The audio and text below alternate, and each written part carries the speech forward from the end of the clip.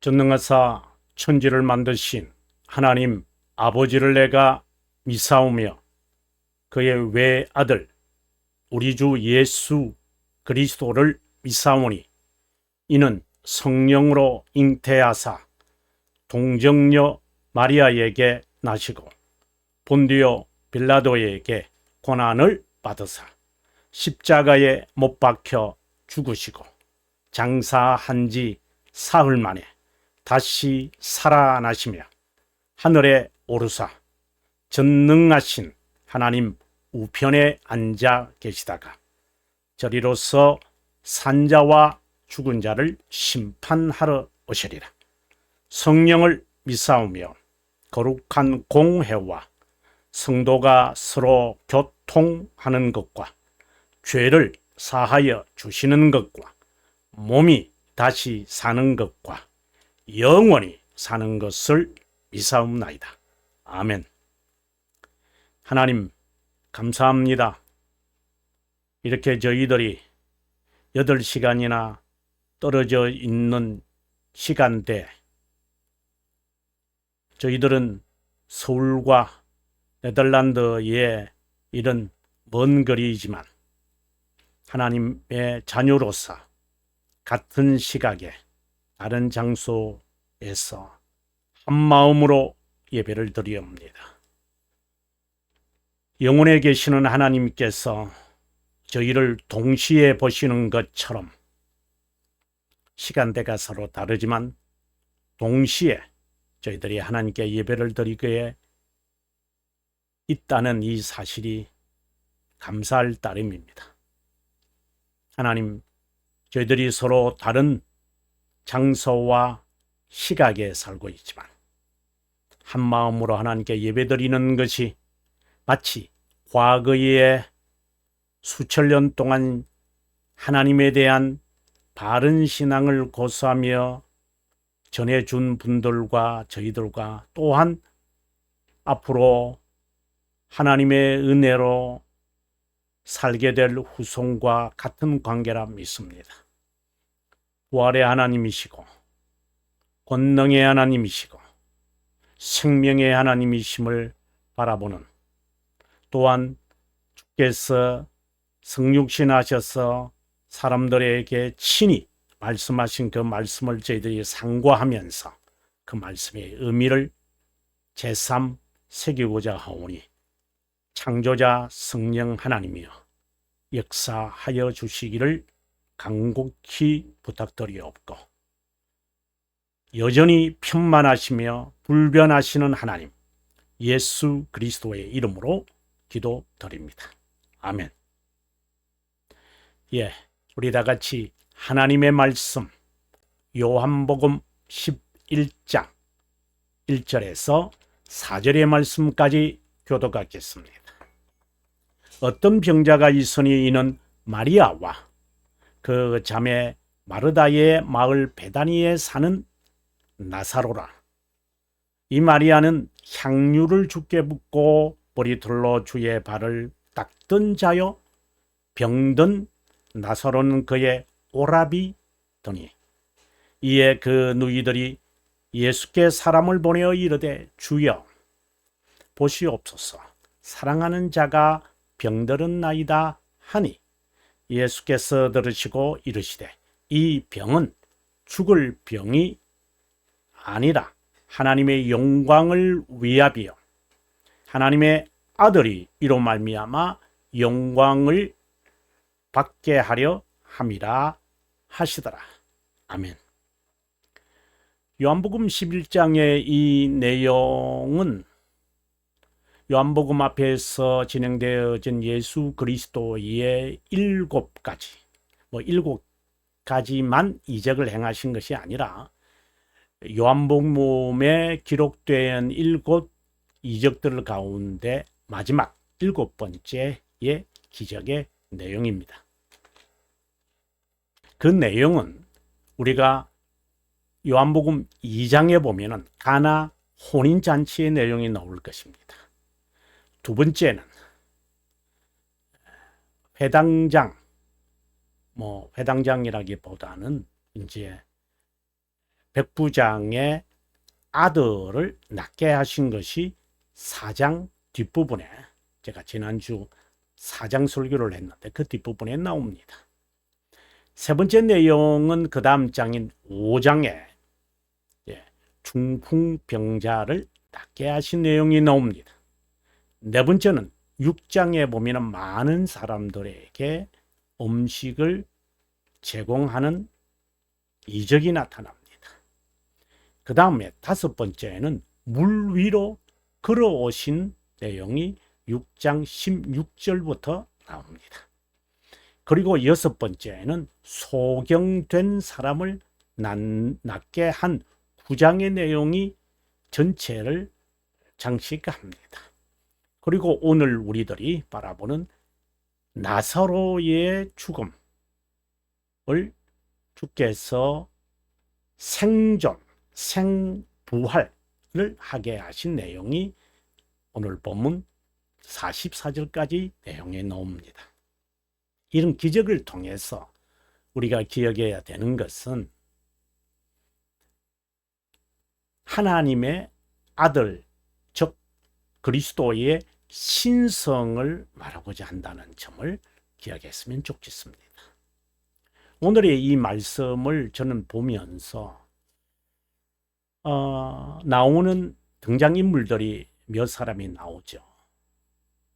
나사로, 그의 두 여동생 마르다, 마리아, 그리고 예수님의 제자 디두모라 하는 도마. 그러면서 오늘의 이 이야기는 한편으로 보면은 사랑하는 오빠가 죽은 것에 대해 예수 그리스도에게 다급하게 소식을 전했는데 주님은 오지 않았다. 그래서 장례식을 거행했고 많은 분들이 와서 곡을 하고 있었던 상황.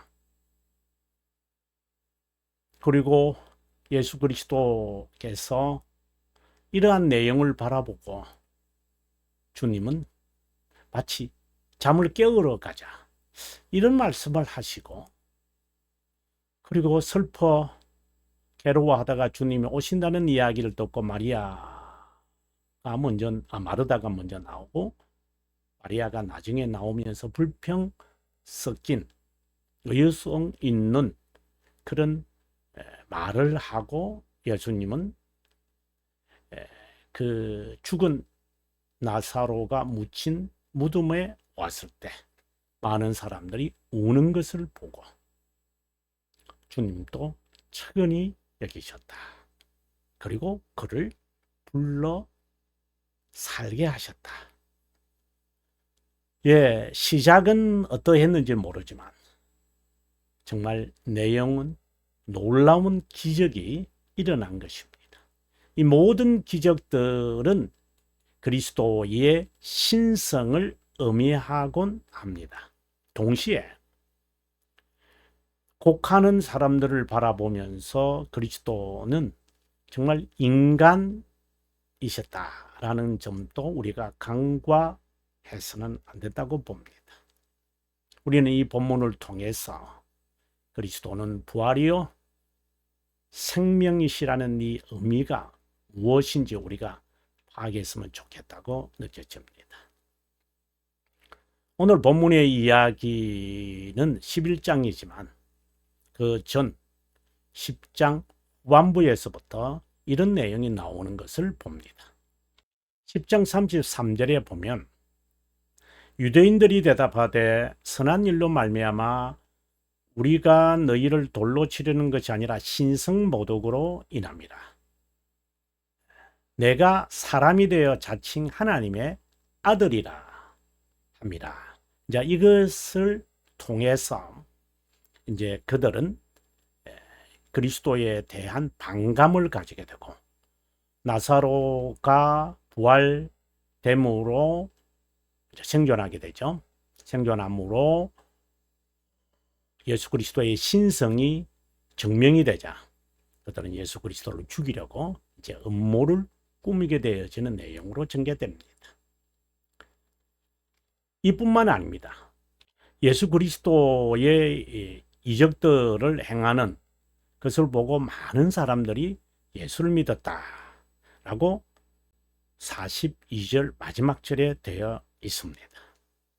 그리고 이 내용이 이제 오늘 본문 11장, 12장으로 연결되어지고 13장에서 이제 마가 요한 다락방에서 성찬식을 최후의 만찬이 거행되어지는 내용입니다.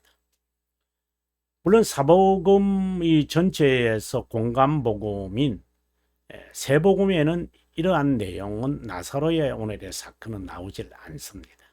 그런데 오늘 본문을 다시 보면은 11장 1절을 보면 나사로의 가족에 관한 이야기를 하는데 마리아와 그 자매 마르다의 마을 베다니 그리고 향유를 붓고 머리털로 주의 발을 닦던 병자 나사로는 그의 오빠다라고 이야기를 하고 그리고 그 다음 장 12장 1절에 보면 6월절 여세 전에 예수께서 베다니에 이르시니 오늘의 이 사건을 말합니다.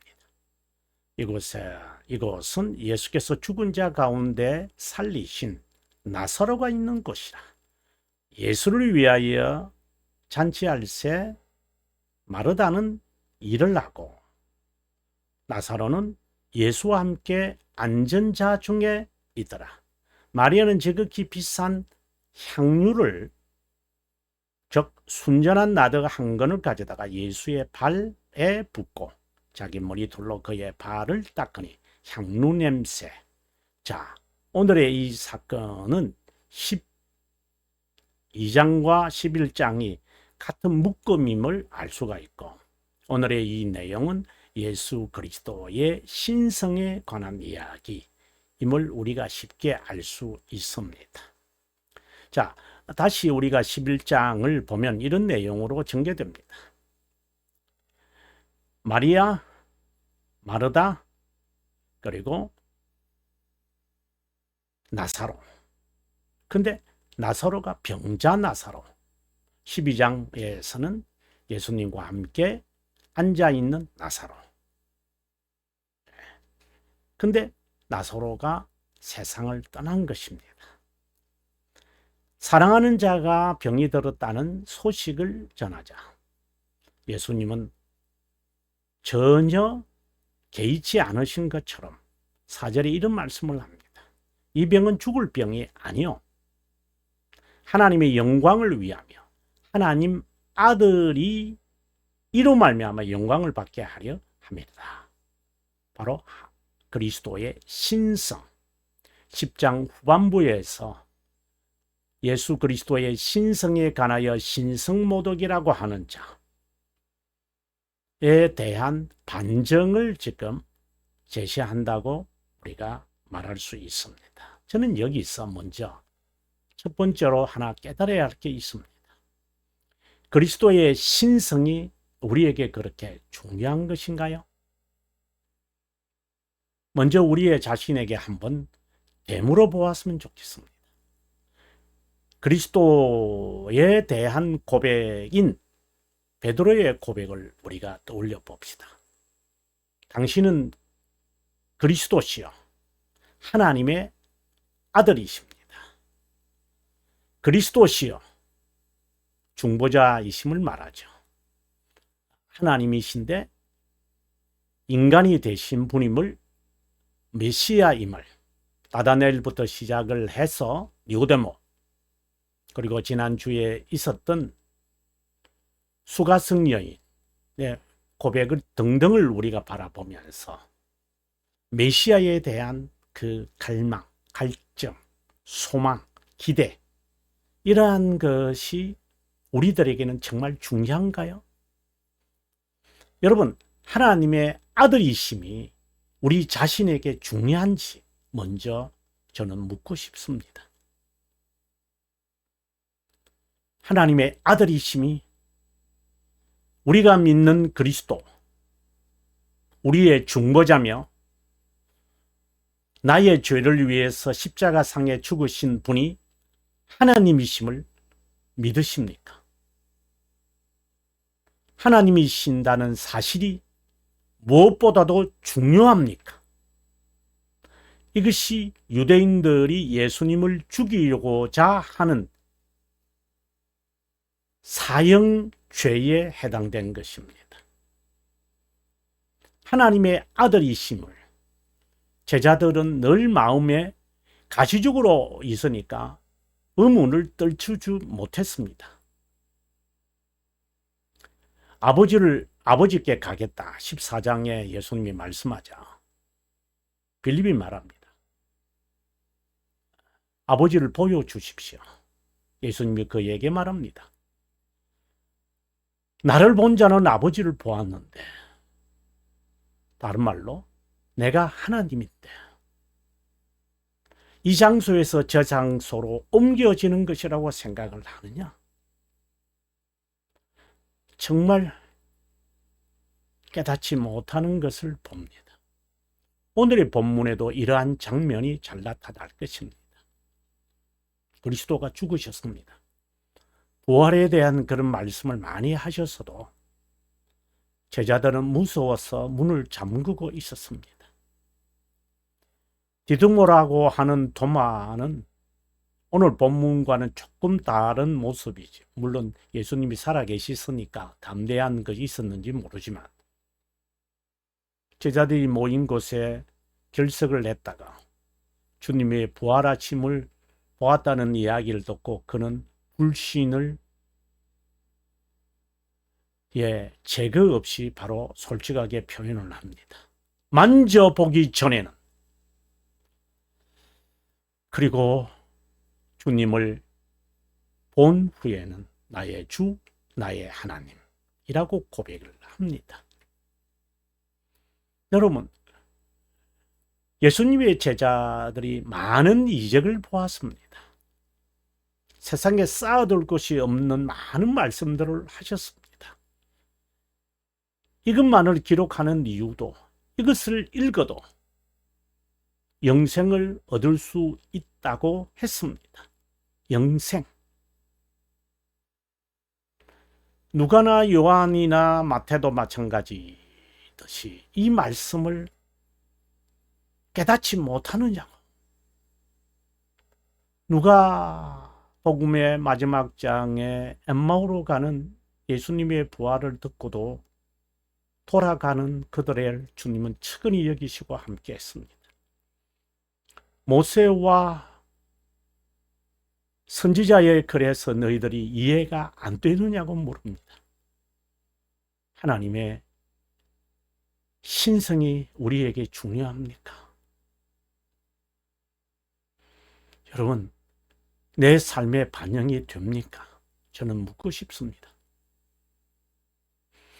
하나님의 신성이 우리 삶에 어떻게 반영이 되는 겁니까?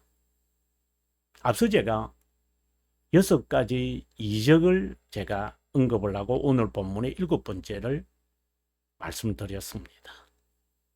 그분의 신성을 증명하는 것이라고 했습니다. 이적을 행해서 예수님을 찾고자 하는 사람들, 병 낫고 내 소원이 이루어지고 행하는 그것이 주님을 찾는 시작점은 될 수 있겠죠. 그런데 하나님이 생명의 떡이다. 나는 죽을 것이다. 고난받을 것이다.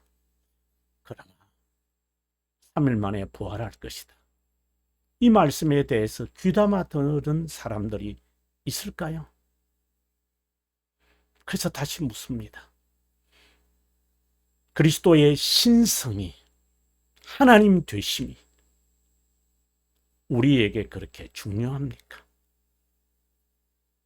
베드로의 고백이 너무나 중요하고 도마의 고백이 너무나도 중요합니다. 그런데 실제의 삶에서 왜 반영되지 않을까요? 지금 우리는 그리스도의 신성에 대한 강조를 하고 있음을 알 수 있을 겁니다. 근데 그 하나님 되심이 내 삶에 어떤 영향을 끼치고 있는데 왜 우리는 그 효과를 바라지 못하는 것일까요? 물론 결론적인 이야기입니다만 왜 제자들이 그리스도의 죽으심을 이미 예고되어 있고 부활할 것이라는 것을 이미 예고하셨는데도 그들이 믿지 못하고 부인하고 도망가고 돌아선 이유들은 무엇에 있다고 보십니까? 중생된 자가 중생의 경험을 한 것과 그리고 유기된 자가 중생의 경험을 하지 못한 것과 차이가 아닐까요? 우리는 한 번쯤 자신을 되돌아봐야 합니다. 나는 중생된 자로서 중생의 경험을 했는가? 유기된 자로서 중생의 경험을 하지 못한 것인가? 아니면 중생된 선택된 자인데 중생의 경험을 한 자인가? 정말 여러분에게 묻고 싶습니다. 중생의 경험이 임의로 되는 것도 아닌데 정한 수단을 정기적으로 꾸준히 행하여 언제 성령 하나님이 말씀을 통해 하나님의 자녀라는 이 놀라운 소식, 복음이 우리의 심장에 화살처럼 꽂힐까? 꽂혔다고 하는데 정말 겸손하고 새로운 삶, 거룩한 삶을 염원하며 사는 그러한 투쟁과 전투가 우리에게 있는지, 행여나 중생된 척하면서 살아가는 것은 아닌가. 저는 이 시간에도 탐사를 하면서 제 자신을 객관화시키려고 노력합니다. 바른 신앙을 가지고 있기에 다른 사람들은 정죄받아야 한다, 이런 입장이 아니라 나는 바른 길을 걷고 있는가, 정말 증명하고 싶은 심정이 오랫동안 저에게 있었습니다. 배울 만큼 배웠고 든 만큼 들었다고 생각을 합니다. 물론 교만한 말입니다. 그러나 내 삶을 보니 그렇지 않기에 늘 내 마음속에 부족함을 들킬 수 없습니다. 틀이 잡힌 삶에서 한번 벗어나서 마치 자연을 보며 숨을 쉬듯이 다시 한번 삶을 되돌아보는 시간. 오늘 우리는 우리의 한 모습이 이러하다는 것을 고백하고 이러한 일들과 유사하게 우리의 삶에 일어났을 때 주님이 뭐라고 말씀하시는지 우리가 살폈으면 좋겠습니다. 다시 본문으로 들어간다면 사랑하는 오빠 죽었습니다. 주님께 급히 사람을 보냈습니다. 그러나 주님은 오질 않고 장사를 지냈습니다. 실망과 시리에 빠졌으리라고 여겨집니다. 오늘 본문을 다시 계속해서 읽어봅니다. 6절에 보면은 이틀을 더 유했다.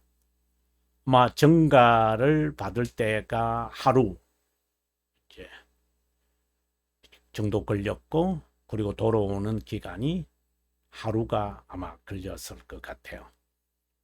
그리고 죽은 지 나흘 만에 병이 들었습니다 하는 이야기를 듣고 소식을 접했고, 돌아간 사이에 아마 죽었으리라고 봅니다. 그리고 이틀이 지났습니다. 그리고 주님이 오시는데 또 하루가 지났겠죠.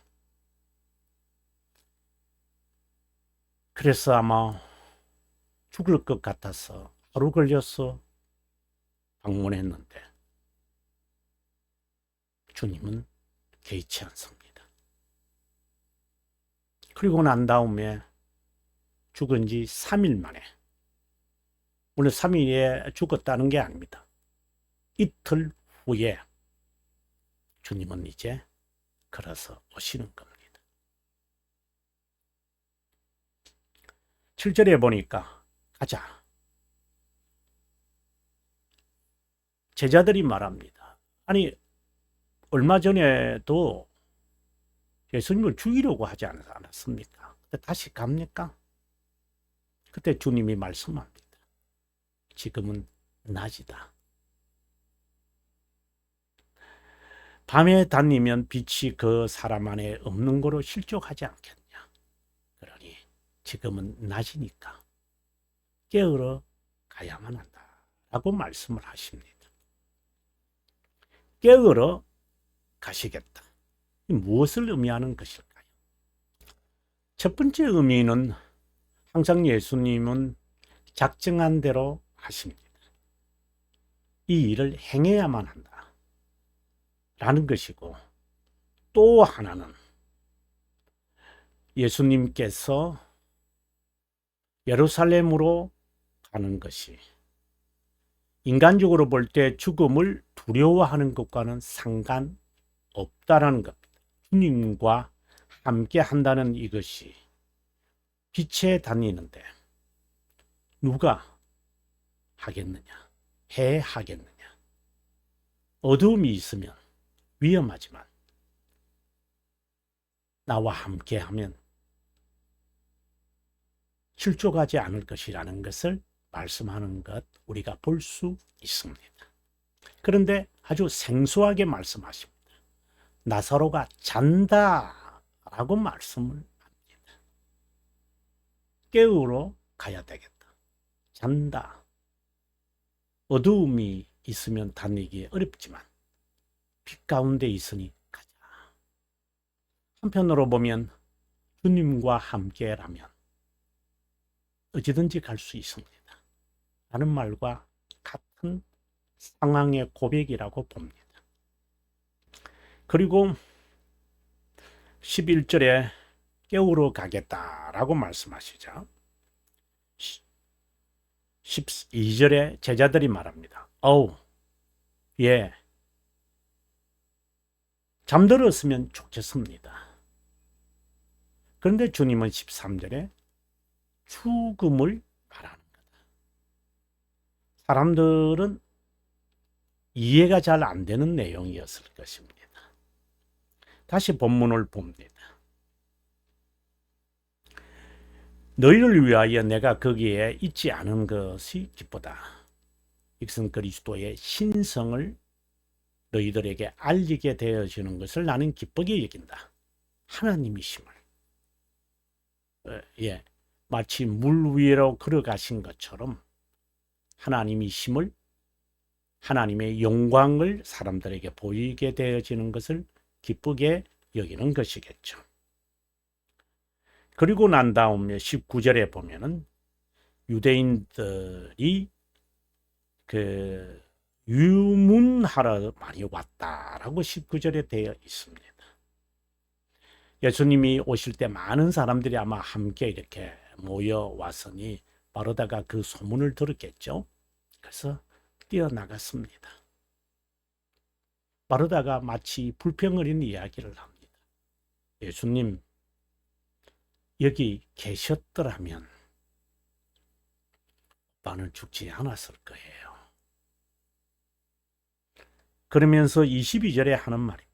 하지만 이제라도 주께서 무엇을 하시든지 하나님께 구하는 것을 하나님이 주실 줄 믿어요. 참 귀한 고백입니다. 그런데 이것은 마르다의 고백입니다. 이 고백과 나중에 이제 예수님께서 돌을 옮겨 놓으라고 할 때 이제 39절에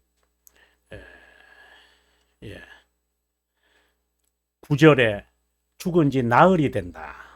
그리고 예수님께서 내가 믿으면 이라는 말을 보게 될 때 마르다의 신앙 고백과 실제 현실의 즉 그리스도의 신성이 그의 삶의 효력을 발하지 않는구나. 발하지 않는구나가 아니라 왜 발하지 않는 것일까? 라는 것을 우리가 의문을 가질 수 있습니다. 계속해서 봅니다. 예수께서 하시는 말씀입니다. 23절에 너 오빠가 다시 살 거다. 그 믿음의 고백에 예수님이 응답한 겁니다. 그래서 24절에 부활의 날에 다시 살 줄을 알아요. 여러분, 무엇인가 예수 그리스도의 말씀과 마르다의 신앙의 고백과 실제 상황과 어떤 조금의 이질감을 여러분 느끼지 않으십니까? 예수 그리스도는 지금을 말하는 것이고 마르다는 부활의 날을 지금 언급하는 것입니다. 어떻게 본다면 상반된 이야기 같아요. 하나님이 영원하신데 마르다는 영혼에 관한 이야기를 하는데 현실에 살아가는 사람은 영혼에 대한 고백을 했고 영혼에 계시는 분은 지금을 이야기하는 서로가 말의 의도가 서로 엇갈린 것 같은 느낌을 받을 정도입니다. 그때 주님이 25절에 이렇게 말씀을 합니다. 나는 부활이고 생명이다. 나를 믿는 자는 죽어도 살겠고 살아서 믿는 자는 영원히 죽지 않을 것이다. 이것을 내가 믿느냐? 그러자 27절에 하는 말입니다. 주여 주는 그리스도시여. 정말 아름다운 고백입니다.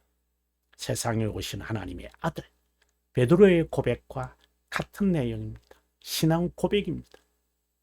우리도 이렇게 고백합니다. 하나님이심을 알아요. 하나님이심을 알아요.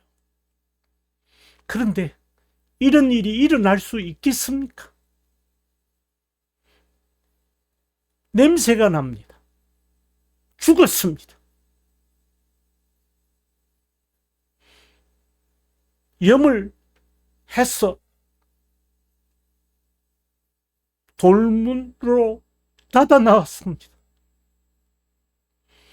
제게 남아있는 것은 부활에 오빠를 만나는 것 외에는 없습니다. 그녀의 고백은 아름다운 것이고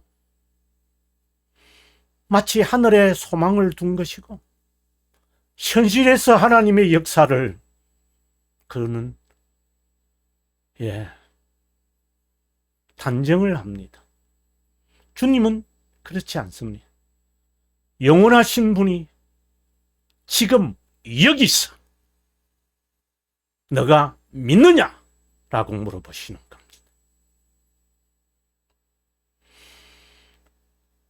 어떻게 본다면 우리의 신앙을, 우리의 결핍된 신앙의 부분을 지적한다고 저는 봅니다.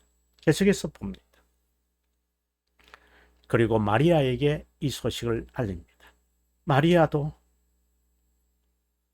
예수님이 오신 것을 보고 발 앞에 엎드려 32절에 마르다와 같은 고백을 합니다. 그때 33절에 방금 제가 말한 대로 영혼에 계신 분이 시간의 현실에 대하여 말씀하시는 것처럼 우는 것과 함께 온 유대인이 우는 것을 보고 심령의 비통이 여기고 불쌍히 여겼다. 인간 되심을 33절에서 잘 말합니다. 여기서 특별히 우리가 주의 깊게 봐야 하는 것은 비통이 여겼다. 우는 것을 보고 우는 것을 보는 것은 마치 예수 그리스도의 분노를 말하는 것 같습니다. 왜 우느냐는 겁니다. 여러분, 이게 잘 이해가 안 됩니다. 그리고 사람들이 우는 것을 또 봅니다. 마치 너가 염려함으로 키를 한 잔나 더 하겠느냐? 염려한다고 해서 무엇이 달라지고 변화될 것이 되느냐? 예수님이 여기에 계셨더라면 죽지 않았을 것인데 라고, 부활 때 부활할 것이라고 하는 신앙 고백, 정말 멋있는 신앙 고백입니다. 그러나 이 현실에서는 영혼이 마치 그 먼 미래에 있어질 것이니까 영향을 끼치지 못할 것이라는 아쉬움의 고백이 아니라 아쉬움의 신앙이 그에게 있다고 느껴집니다. 그래서 주님이 비통히 여겼다라고 했습니다. 그리고 불쌍히 여겼다고 했습니다.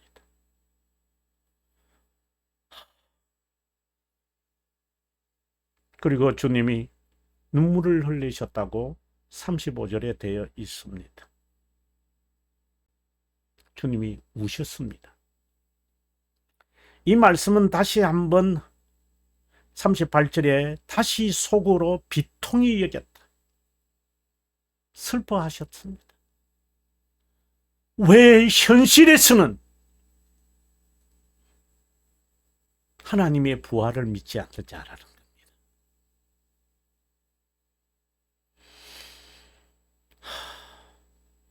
현실에서는 내가 믿을 수 없는 겁니까? 아니면 언젠가는 되겠죠, 주님. 그래서 지금은 제 뜻대로 하겠습니다. 이러한 것인가요? 아니면은 현재에 계시는 하나님이 이 사건을 외면하신다고 보는 것입니까? 우리는 정말 자신에게 한번 내면의 속으로 들어가 봐야만 합니다. 주님이 이렇게 말합니다. 40절에 냄새 난다고 39절에 말하니 내가 뭐라고 했느냐? 믿으면 하나님의 영광을 보리라 하지 않았느냐? 너는 그리스도시요 살아계신 하나님의 아들이라고 너가 지금 고백했다. 그 고백의 현실은 아니냐? 시간과 장소를 말하는 게 아니고 오늘은 아니더냐? 그러면 그러면 하나님은 제가 염려하고 걱정하는 것이 오늘 해결됩니까? 그 말이 아니라 순종해야 되는 것이 아니냐? 너가 해야 될 의무가 무엇이라고 보느냐? 옮기라고 하면 옮기면 되지 않느냐? 하나님 그런 거 아니잖아요. 옮겨라. 너가 할 일을 하라고. 그러면 하나님도 하실 것이라고, 이런 말이 아니라 순종하라고, 그냥 물 위에 걸어오라고. 여러분 어떻게 들리십니까? 왜 그렇게 의심이 많으냐고. 왜 그렇게 적은 믿음을 가지고 있느냐고. 주님이 꾸짖으십니다. 내 고백과 현실은 차이가 있는 것이냐?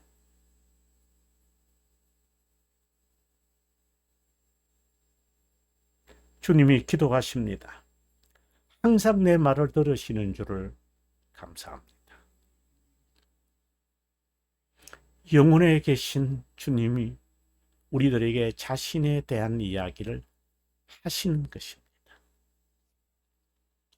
예수님의 기도는 너희들이 이렇게 기도해라. 그러면 하나님께서 지금 당장 너가 원하는 것을 해결하실 것이다. 이런 모본을 보이시는 게 아닙니다. 항상 내 말을 들으시는 줄을 감사합니다. 이 말씀을 하시면서 마치 신격의 대화가 이어지면서 하나님의 작정한 목적, 의도, 완료된 것을 이루려 하신다는 것을 지금 말하고 있습니다. 당신의 뜻이 이루어지이다 하는 우리의 주님의 가르친 기도처럼 말입니다. 그러면서 주님은 큰 소리로 외칩니다. 나오너라 라고 한다면 아마 죽은 자들이 다 벌떡 일어나서 나왔을 겁니다. 특별히 주님은 큰 소리로 나사로를 명합니다. 나사로야 나오너라고 명합니다. 하나님의 명령을 받은 자, 너 나오라고. 이것은 마치 하나님의 선택된 자에게 하는 말입니다. 너는 나오라. 천둥 소리와 함께 다메섹 도상에서 바울에게 하는 말입니다. 너는 나와야 한다. 나에게 말하는 겁니다. 너는 나오라. 많은 사람들이 있지만, 많은 사람들이 죽었지만, 모든 자를 예수 그리스도께서 십자가상에서 죽으실 때 무덤이 열렸다고 했습니다. 그것과는 사뭇 다른 사건입니다. 이름을 지칭합니다. 너 나오라. 무엇이 그렇게 걱정이 됩니까? 무엇이 그렇게 내 발목을 잡고 있습니까? 나오라. 나의 신앙의 고백이 현실화 되고자 하는 마음 조금도 있습니까?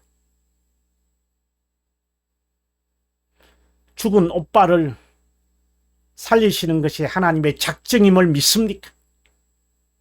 내가 처한 이 환경이 하나님이면 하실 수 있다는 믿음은 현실화되지 않는 겁니까? 모든 자에게 명하지 않습니다. 주님은 너 나오라는 겁니다. 바로 나사로는 붕대가 감겨져 있는 채로 나왔습니다. 이는 부활의 현실적 신앙입니다. 고백의 효력이 나타나는 것입니다. 여러분, 정말 믿으십니까? 정말 주님 사랑하십니까? 주님은 저 먼 미래에만 나를 보호하고 변호하고 하는 분입니까? 살리러 주님께 통보했는데 응답되지 않는다고 불평하는 겁니까? 주님의 뜻이 이루어질 것입니다. 그러면 순종해야죠. 그 고백이 현실화되고자 하십니까? 그러면 하나님께서 영원에서 현실화 시키신다는데 왜 현실을 막연한 미래로 그냥 신조로 바꾸어 버리십니까? 저는 이 말씀을 읽으면서 앞서도 기도하면서 했지만 하나님 8시간의 차이가 있습니다. 하지만 다른 장소지만 한 하나님께 예배를 드립니다. 아브라함과 신앙의 선배들과 그들과 우리는 다른 시각에 살지만 하나님에게는 하나일 것입니다. 그런 신앙 우리는 가질 수 없는 겁니까? 여러분, 나의 고백이 현실화시키는 것에 동참하시렵니까? 그러면 순종하십시오. 하나님께 이러한 진정한 고백이 우리에게 있기를 바랍니다. 찬송가 421장 함께 부르도록 합니다. 반주 없이 남성들이 먼저 부르고 2절을 여성들이 부르고 계속해서 함께 3절을 부르겠습니다. 내가 예수 믿고서 죄 사함 받아 나의 모든 것이 변했네. 지금 내가 가는 길 천국길이요 주의 피로 내 죄를 씻겼네. 나의 모든 것 변하고 그 피로 구속 받았네. 하나님은 나의 구원 되시오니 내게 정죄함 없겠네.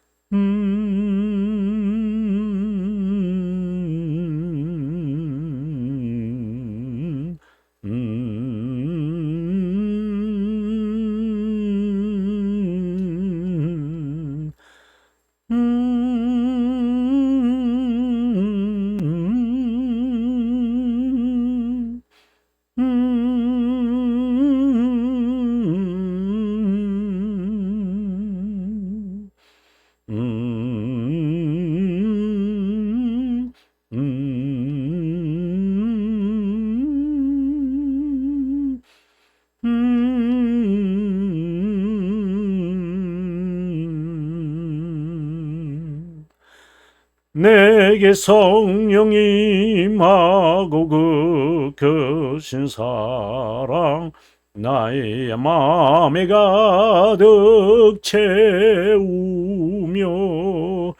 모든 공벌에게서 물리치시니 내 맘 항상 주 안에 있도다. 나의 모든 것 변하고 그 피로 구속 받았네. 하나님은 나의 구원 되시오니 내게 정죄함 없겠네. 이 시간 우리 함께 7, 8분간 기도하도록 하겠습니다. 그런 후에 제가 마무리 기도하도록 하겠죠. 기도하겠습니다.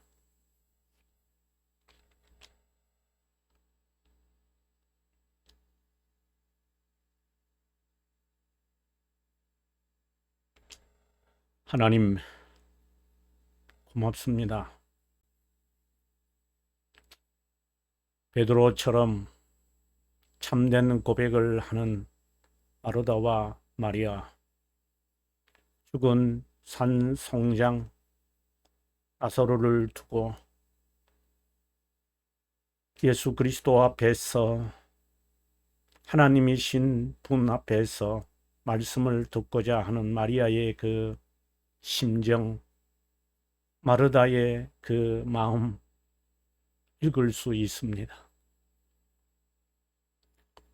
오빠의 안타까움이 있으나 그들의 고백이 너무나 아름답습니다.